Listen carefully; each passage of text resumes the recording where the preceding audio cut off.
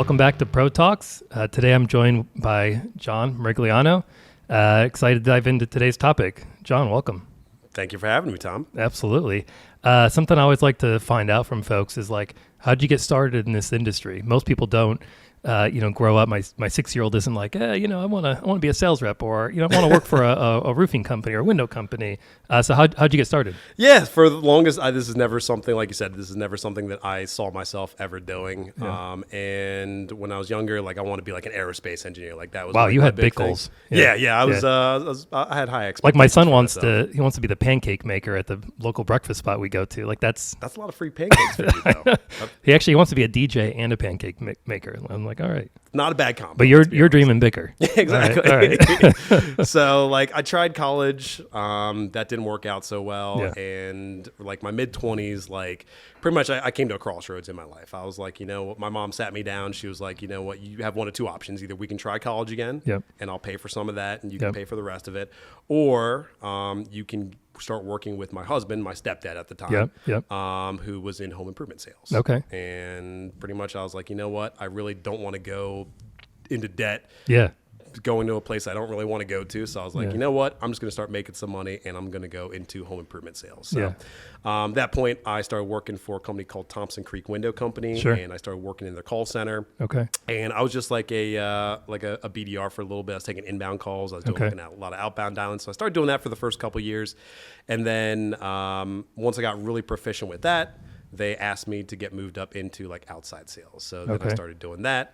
Did that for several years. Then I worked for like Window Nation. So that was really how that came to be. That's awesome. And so the sales side, that was like, how'd you learn about, the industry? So a lot of it was just learning on my feet, Okay. but then also I had the luxury of having like my stepdad, Okay, who right. had been doing this. Like he's like a grizzled veteran. Okay. He's been doing this for the past 40 years of his life. Yeah. Grizzled veteran. I like that. I like that term. Yeah. So he's a lifer, and he pretty much taught me everything that he knew as far as the industry is concerned. How long, obviously now you're at Leap, Mm-hmm. but how long were you doing sales for these two companies before that? About 7 years. 7 years. Yep. Yeah.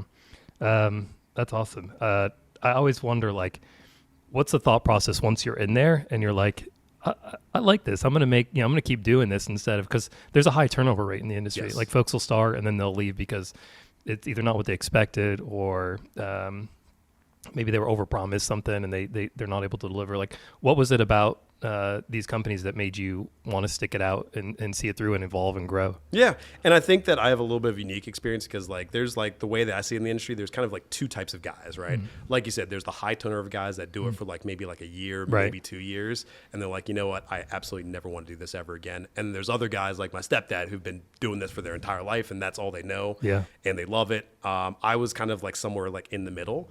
But the big turning point for me where I was like, I want to do this is when I got my first like, big paycheck. Sure. Yeah. Money Like, talks. Exactly. So Yeah. when you get like a $10,000 paycheck, just selling windows, I mean, that's that keeps you doing it for a little while for Yeah. sure. What was the process like as a BDR? Like what were you doing specifically in the job? Yeah, so just taking a lot of like inbound traffic, like Okay. any person that calls up, they hear us on the radio and they're like, hey, I want to have these guys out for a quote. So it was qualifying that lead and setting up a demo for the sales rep to go out there. Okay. But then also doing like a lot of like outbound stuff as well, whether it's like cold lists or Okay. whether it's like, maybe like rehash opportunities, people that we've tried to go out to or sell in the past. Okay. We pretty much had like a long list in our CRM that we could work at any given point. You would be called, so like your measure of success was like how many I was gonna say demos, but like how many sales appointments that you could book Yes. for the team out in the field? Yep. Are you doing any like qualifying on those calls, or no, just setting the appointment? So definitely qualification. I mean, you want to make sure that it's still something that they are actively, interested in. Yep. But then also too to make sure that they actually have some problems. Sure. Like it's not like someone that maybe has a busted lock on one of their Sure. windows, and they're just like, yeah, maybe I'll have these guys out to give me a whole quote on replacing all the windows in my Right. house. Right. But then also just making sure that it's a feasible situation for the sales rep going into it. But Yeah. I mean, really the qualification process isn't crazy. I mean, a lot of times for a lot of people, if they had a pulse and they were willing to listen to a sales rep, you could set up an appointment. No problem. Did you need, some companies are like, both decision makers need to be home and, we need 3 hours of your time and all this stuff. Did you have criteria like that as well? Yes. Yeah. Okay. You definitely want to make sure that both parties are present. That's something like I found like over the years, like companies are becoming like less and less like insistent on. Sure. When I first started, they were like, unless it's gutters, which is pretty much like you could set up a one legger with for the husband for the gutters. Yeah. If it's like windows or if it's siding, like anything big, Yeah. it had to be the husband and the wife. Otherwise, we're just not setting that. Nope. Interesting. Yeah. Yeah. And you're right. I have seen more and more where people are transitioning away from like, hey, both decision makers need to be home. We need this amount of time. And one of the things that I hear is like, it's hard to get both folks home at the same. I know like for me personally, it's like, good luck, if like the prerequisite is that me and my wife are home at the same time for 2 hours, like, who's watching the kids? Right. like it's just not going to happen. Yeah. And every relationship's different too. Yeah. It's like, in my case, like my wife wants absolutely nothing Sure. to do. Like I bought, a whole house of windows and my wife didn't even know what the windows look like, until they were installed. Sure. So some couples operate differently. Yeah. And it's one of those things too, like the last thing that you want these days is getting a bad review because you refuse to go out to a customer's house for that reason. And then also too, just like, if a competitor goes out there and they sell the one leg, you're like, man, like, why don't we just go out there? So I think that those things all in tandem have really made it a little bit more flexible in the industry. Yeah. So how long were you doing that, making calls, working in the call center? About 2 years. 2 years. And then what was it that helped you transition out into the field? Yeah, so I mean, I kind of just got tired of the office life. Okay. I wanted something new, and that's a long time to be making calls, like working the call in 2 years. Yeah, it is. And then honestly, like you're just having like conversations with customers. Like it's a great like stepping point, into that. I was working with like our Canvas team for a little bit, setting up their appointments and stuff, talking with customers, and eventually just become second nature. And I was just like, I want to start making way more money, and outside sales is definitely the way to go there. Nice. What was the training process like and that transition from working in the call center to being out at the kitchen table? Yep. So it was like a 2-week process. They pretty much bring you in like 5 days a week and they're showing you how to demo. When I worked at Thompson Creek, pretty much they start you off in gutters. Okay. So the way they saw it was that, if a sales rep can't sell gutters, then they probably have no reason to be selling windows or doors or siding or anything like that. Yeah. So they'll start you off with like the easiest because those are possible. small ticket sizes, right? Yeah. And then gutters too, it's a need, right? Yeah, if someone's sure. having you out to like replace gutters on their home, like because they got an issue. Exactly. They got a problem. They have a problem. They are yeah. very concerned. It's not like windows or siding where that's almost more of like a luxury Sure. purchase. So they'll start you off with gutters, super easy to easy to get into. Mm-hmm. And when it comes down to it, they'll show you the product. They'll teach you how to do a company story, how to do a full 10-step process. Okay. And then the last day, so they'll have you do the pre-close in front of the VP of sales. Okay. And I remember that was brutal. We had to do the pre-close word for word. It was like a 3-paragraph thing. Oh, wow. And if you didn't do it word for word exactly right, then they kicked you out. Yeah. So, Wow. a lot of pressure. Yeah, no kidding. I was sweating. Yeah, right. Almost like a robot. Like you gotta nail it. Yeah. Wow, that's amazing. So then you're out, you're in the field, you're on your own. What was that experience like? How was it? Sitting at the kitchen table with the homeowner. Yeah, so it was pretty nerve-wracking to begin with, naturally. Yeah. When you're going from an office setting. Right. Before I got into home improvement sales, I was waiting tables. Yeah. I was in the food service industry a lot, which actually is a big stepping stone. A lot Sure. of sales reps out there I found came from the food service industry. You know, if you can sell someone a bottle of wine, Sure. at a table, you can probably do the same thing with home improvements and stuff like that. But yeah, when getting there, it was just kind of following the whole process, and kind of making sure you're touching on all those things. That's a lot to start off with. Yeah.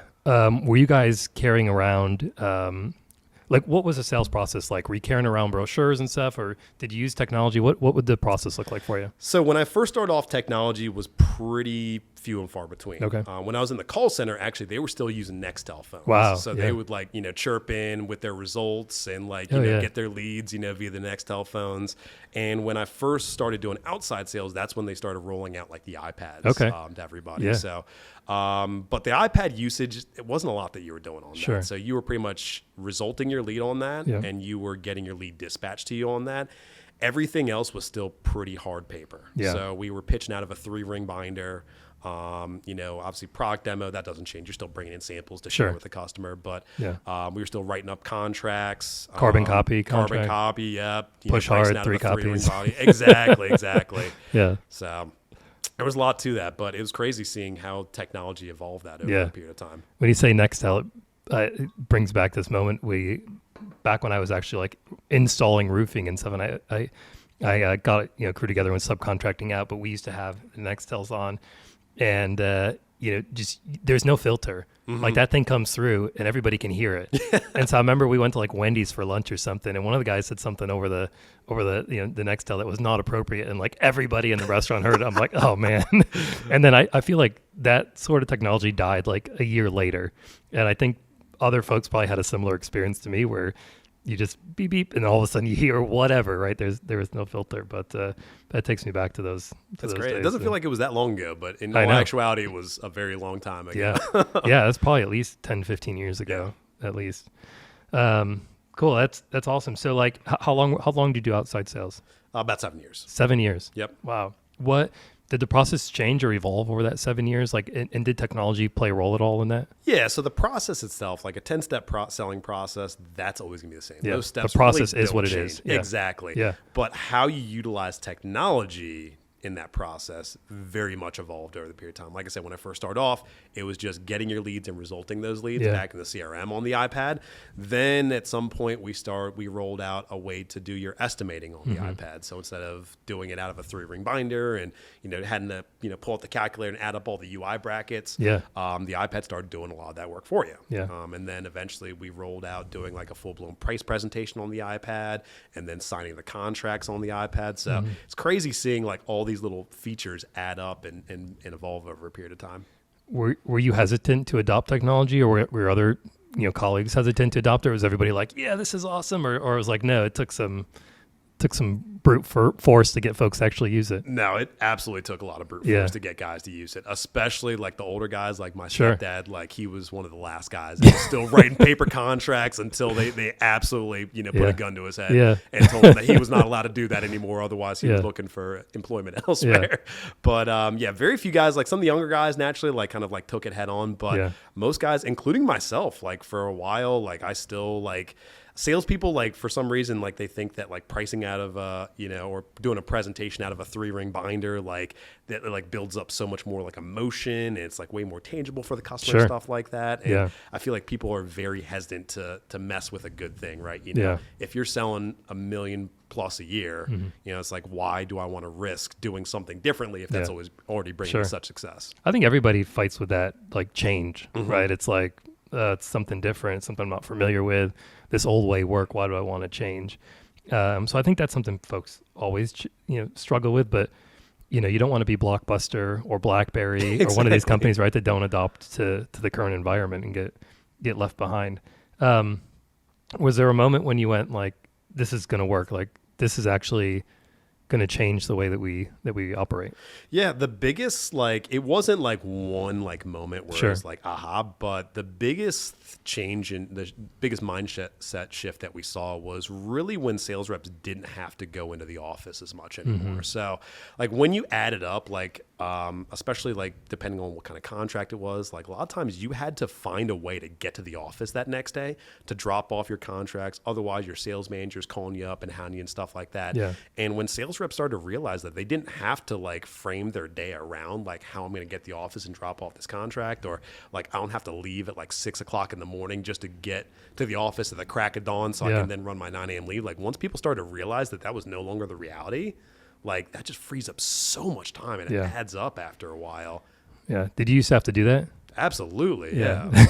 It was brutal. Like, when you like, especially like, I was in my 20s, man, like I'd be going out partying the night before and stuff like that. And I'm like, one-eyeing it that morning, trying to figure out, what's the best route that I need to take to the office. So then I can go out to like, this lead and get there by 9 o'clock. So there's a lot involved with it. Yeah. I imagine the business also appreciated having visibility into, what happened at the sale.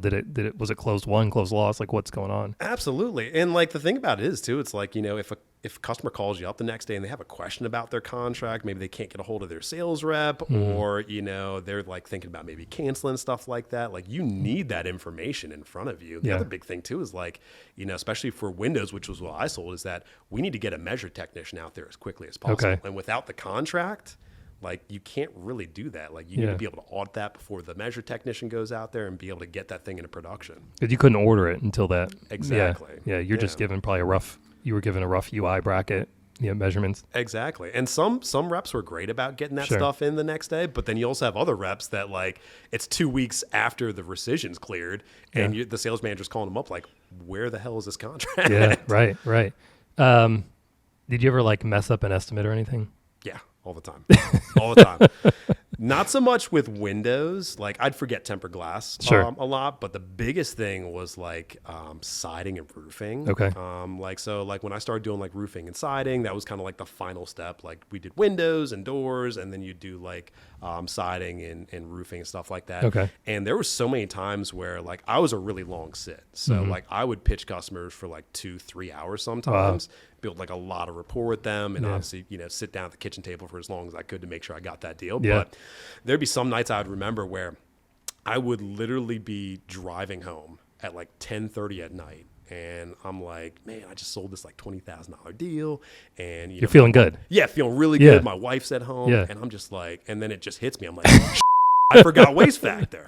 And I just realized that that 3-hour sit that I just did was all for nothing. Like, I'm driving home, like, I'm getting no sleep that night, and I made zero money on that deal. And that is a mindset killer there in that moment. Did technology help you to correct those kind of mistakes, to not make them again? Or Absolutely. Yep. The system we were using, it would automatically calculate things like waste factor. So once we eventually moved into that realm, you know, there were like guardrails in place within the system where it would actually protect you from, you know, messing things up or going beyond like mins maxes, things like that. So once you have like technology in place where it can help to like automate those things, it is absolutely a game changer. I mean, the reality of it is, like, salespeople are great at sales, but they are not as great at a lot of the other things. Like whether it be like, you know, doing math. A lot of times you can't even read the sales rep's handwriting and stuff like that. So having technology in place to take care of all that stuff, so they can focus on the sale, like that's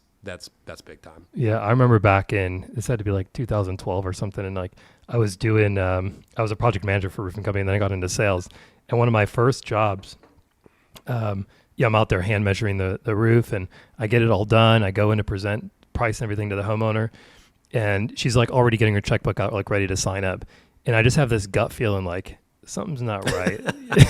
And so I'm like, awesome, this is great. You know, I'm just gonna run back to my truck, just make sure I have everything I need, and I'll come back in here.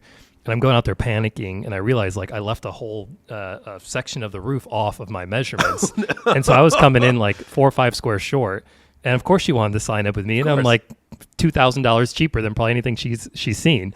And so anyways, maybe a few weeks later after that, we got a demo of it was pictometry at the time, and they were showing us how they can, you know, calculate these roof measurements off of aerial imagery. I was like, this is amazing. This is going to change my life. But when I was selling, I didn't have access to the technology that's available today. And so, I made a ton of those mistakes where like you get that sinking gut feeling like, oh, I made a mistake. There's something's not right about this.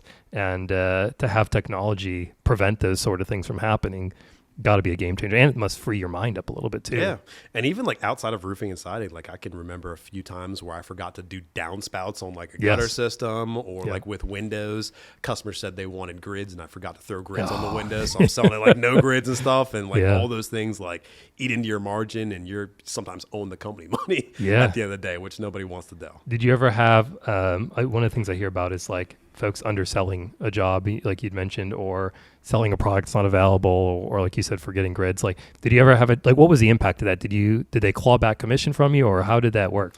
Yeah, they would definitely claw back commission. At the very least, like sometimes your manager would like go to bat and fight for you and be like, yeah, you know, like he doesn't owe anything. We're not going to pay him anything, but he's not going to like owe anything back to the company. So the two companies I work for were pretty good about that. Like, you know, when you're clawing back commissions from a sales rep that makes no base salary and who's doing nothing but 100% commission, it's tough to do that, but it does happen sometimes, you know, if you up bad enough, you know, it's definitely gonna come back. Awesome. I want to talk a little bit more about like the sales process. You spent a lot of time in the home.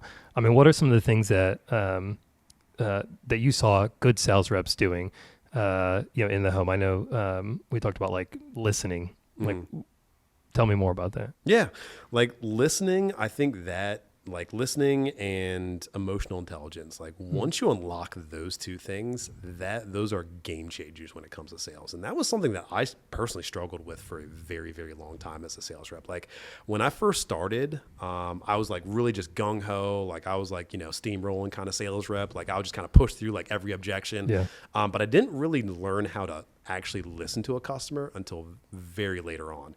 And another big thing too was like I could not handle the word no for the longest time either. Like when you just spent the past 2 hours demoing a product and customers giving you all these commitments and like, yeah, I love everything, and then in the closing sequence they're like, yeah, no, we're gonna think about this.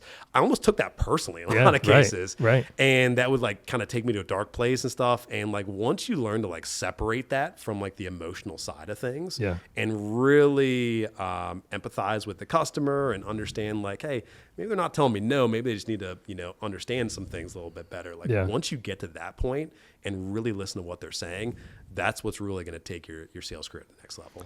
How do you think folks that may be listening, maybe in sales, maybe early in their sales career, like how can they get to that place that you're able to get to? Yeah, I think just first and foremost, just remember that, you can do the best job in the world and, customers still may tell you no at the end of the day. The other big thing too is like, honestly, like just expecting that. Like when you kind of go into expecting like, hey, no matter how good of a job that I do, there's a good chance the customer's still going to give me some objections at the end of the day. Like once you have that mindset that that's going to happen every single time, and you don't like think as you're going through the demo that, yeah, it's going to be a lay down, they're going to stroke me a check and I'm going to be off on my merry way the next demo. I'm going to close that one too. Like once you get to that point where you just like understand that that's just part of what's going to happen, then you can kind of just like breathe a little bit, take a step back, and you're way more prepared for it as well. Yeah. There's a lot there to digest, right? It's like putting your worth almost in your ability to get a homeowner to say yes to what you're selling. I imagine as a BDR, you probably got a lot of no's too. Yeah. I mean, reality is like, that's kind of just like human nature. Like humans are going to say no. Like as soon as they like, hear that, like the biggest like, really thing that I always relate it back to is like when you're going into like a department store, like you're going into a department store, salesperson says like, hey, can I help you out? First thing that anybody always goes to is just like, nope, I'm good. Just looking around. Right. And in all actuality, you may not even know where you need to be in that store to find like what you're looking for. And that's, like I said, that's just human nature. So once you understand that, and you can just, you realize that that's just the case for everybody out there. Like, you don't really have to worry about that anymore. Is there anything that helped you when you were in the home to make sure that you're actively listening to the homeowner?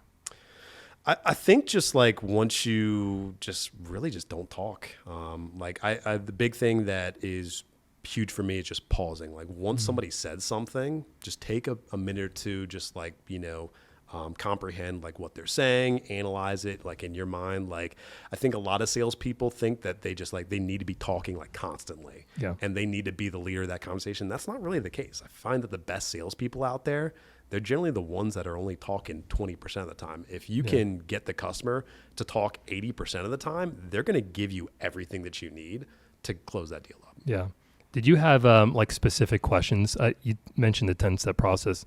Like, did you have specific questions that you'd say verbatim that would help get you closer to the close? Yeah, absolutely. So there's obviously the pre-close. I'm a big process guy. Okay. So the pre-close, that was something that I did pretty much verbatim every single time. I'm also a... What was it? Do you remember the pre-close? So it was, it kind of evolved over time a little bit, but really the kind of the always thing to go back to, it's like, all right, Mr. and Mrs. Jones, now that we've gone through everything, based on everything that I've shared with you, I mean, when the time comes, do you feel that our company is the company that you're going to be doing business with? Yep. Okay, great. And the product that I shared with you today, it seemed like you guys really loved everything. Is there any concerns that you had with this product? I mean, do you feel that this is the exact window that you want for your home when the time comes? Yep. All right. So overall, it sounds like you guys loved everything that we discussed. Other than cost, is there anything else that you feel would be stopping us from moving forward with this project here today? Look at you. You still got it. Hey, once you're doing it for 7 years, man, it never really goes away. Yeah, it's kind of ingrained up there. That's like when you see somebody at a hotel and they're like, you say thank you, and they're like, my pleasure. Like, did you work at Chick-fil-A? It's one of those things. Exactly. So what's the rest of the sales process look like? Yeah.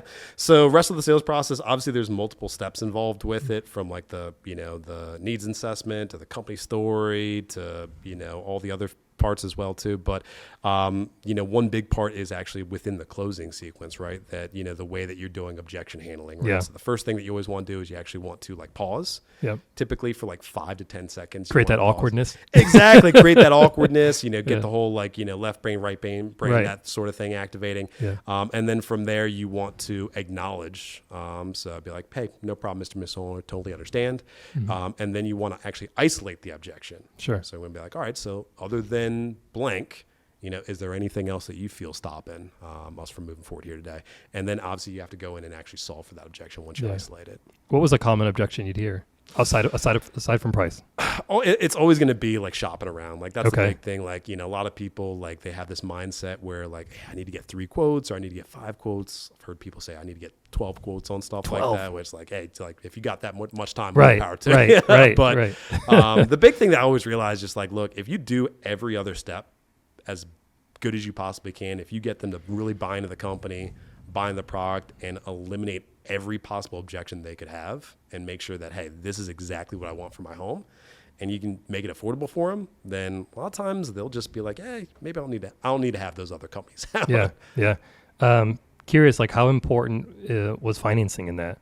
Like, were you offering monthly payments and stuff? Yeah, I was a big time financer. Yeah. Like I feel like if you are not positioning multiple different financing options to a customer, you are doing yourself a tremendous disservice. I mean, there were so many times where I can remember that if I didn't offer financing, I know damn well that I never would have closed that deal.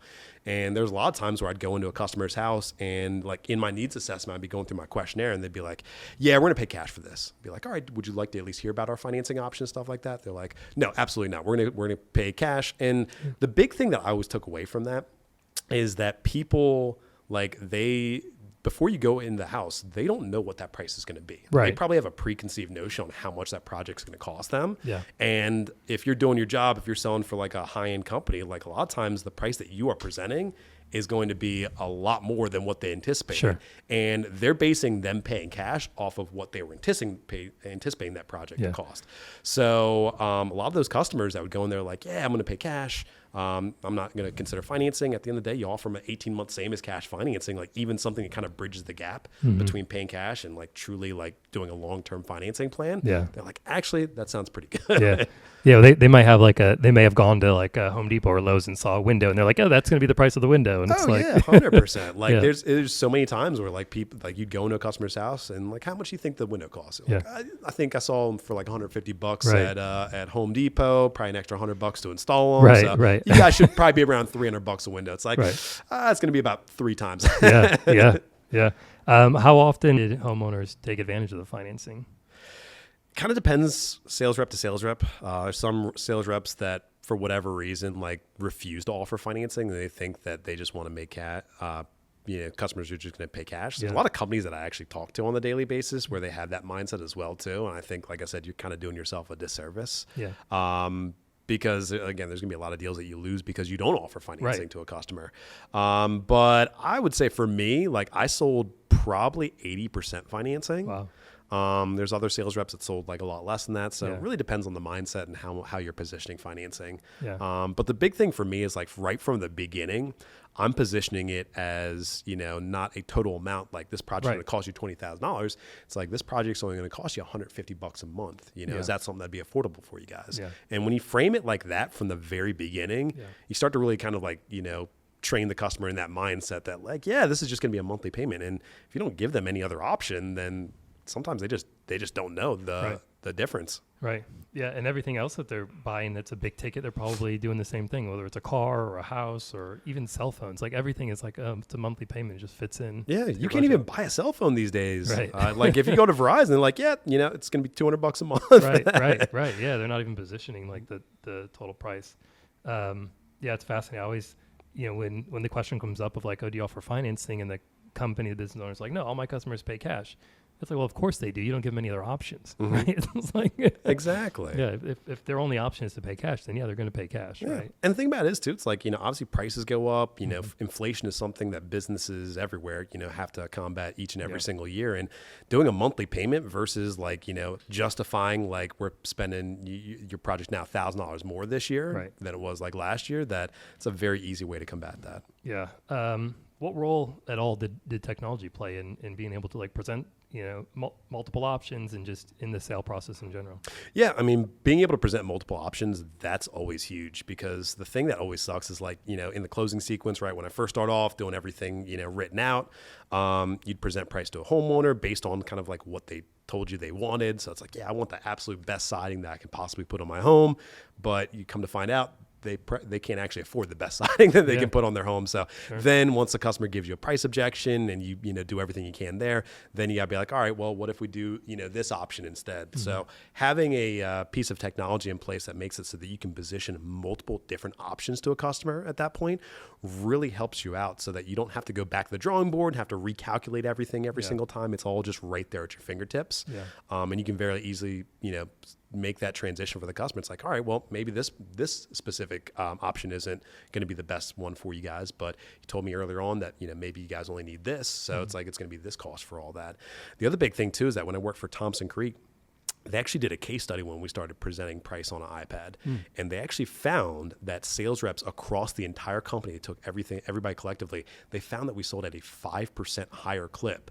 Oh, wow. Just because we presented price on an iPad. The price was higher or the close rates were higher? The price was higher. We would close so at a 5%. Yep. So it helped with margin control. And obviously, being able to tell if your sales reps, hey, if you present price on an iPad, you're going to make 5% more. Yeah. That's a pretty heavy thing. Yeah. Was the use of technology mandated, or did sales reps have the option to? There was some degree of flexibility, right? Like, with a guy that's, 70 years old, that's been doing it a very specific way for his entire life. Like, you can only get them to adopt the technology to, a certain degree versus like a guy that's in his 20s that, has had a cell phone since he was 5 years old. But, when it comes down to it, the companies I work for, they did mandate, like, you need to be able to do this, this, and this. On the iPad. And maybe there's some flexibility here, some flexibility there, but ultimately you need to be able to price on the iPad. You need to be able to sign a contract on the iPad. Doing like a company story, that was a little more flexible, product demo and stuff like that. That was a little more flexible. So, and then also obviously being able to do financing options and that sort of stuff. Do you think sales reps today, let's say I'm brand new, and I'm looking at being a sales rep in the industry. Do you think that company's use of technology is more enticing for somebody wanting to go work for that business? Do you think they expect to have technology there, or do you think it's a hurdle for them to adopt it? No, I think that it is a great thing when you're able to have technology and position that to any new sales rep that you bring on board. For one, if they have experience in the home improvement industry, more than likely, if they worked for like a decent sized company before, they probably come from that. So they don't want to go back to like an antiquated version where they're like pricing from, like piece of paper, signing contracts on, written copies and stuff. But the other big thing too, it really helps from like a training standpoint.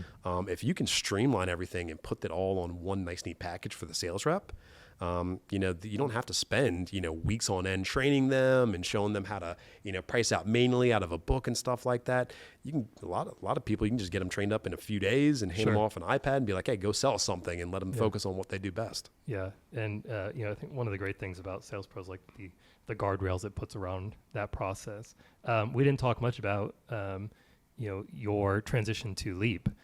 You've been at Leap now for 3 years? Yep. 3 years. And I'd love if you have, I'd love to know, like, when you're talking to prospective customers and they see this technology, like, what are some of their reactions to it? So for a lot of companies out there, it's mind-blowing. Yeah. You would be surprised like how many companies out there are still pricing out of a 3-ring binder. Sure. They're still doing carbon copies for the contracts and stuff like that. The home improvement industry, it's getting better, every single day, but it's still in a place where there's a lot of even larger companies out there that are still doing things the old-fashioned way. Yeah. And once you share all the benefits of Sales Pro, It's like, hey, you can make it so your sales reps don't do errors. You immediately get those contracts back and it attaches in your CRM. Yeah. You can do all of your estimating, present like a good, better, best right there on the iPad. It'll do all the calculations for your sales reps. It's really eye-opening to a lot of customers out there. Yeah, I bet. Cool. That's awesome. I want to move now to our rapid fire questions. I want a sound effect next time, so it goes bum bum bum bum. We have like rapid fire. Sunshine or rain? Sunshine. Yeah, of course. Me too. Pet or no pet? Pet. Okay, so part 8 of this: cat or dog? Cat. No, dog. Dog. We're doubling back to dog. Wow. All right. I don't know if that's allowed. We'll have to check with the judges. All right. Thumbs up. You're okay. You got it in time. Beach or lake? Beach. Yeah. Grilled or fried chicken?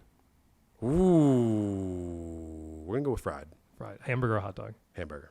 All right. That was quick. Stay in or go out? Go out. All right. Still. Nice. Hey, man. The older I get, the more I'm like, stay in. Yeah, but then you feel like you missed out the next day. Oh, so you have FOMO. It's just like, You get FOMO. Yeah, I'm a sucker for FOMO. All right. Netflix or video games? Video games. Are you a TikTok or Instagram? Instagram. All right. Early bird or night owl? I think I know this one. Night owl. All right. Is that what you thought? Yeah, for sure. Yeah, okay. Yeah. If you're not using technology, you're stuck in the past. All right. What's the first trait you think of when you think of a good salesperson? Active listener. Makes sense. The best way to scale your sales business? Sales process and methodically. All right. And sales process is? That's all you got. All you got. All right. I like it. One last one. Sunrise or sunset? Sunset. All right. I like the sunrise. I like them both. That was a really tough one. But yeah.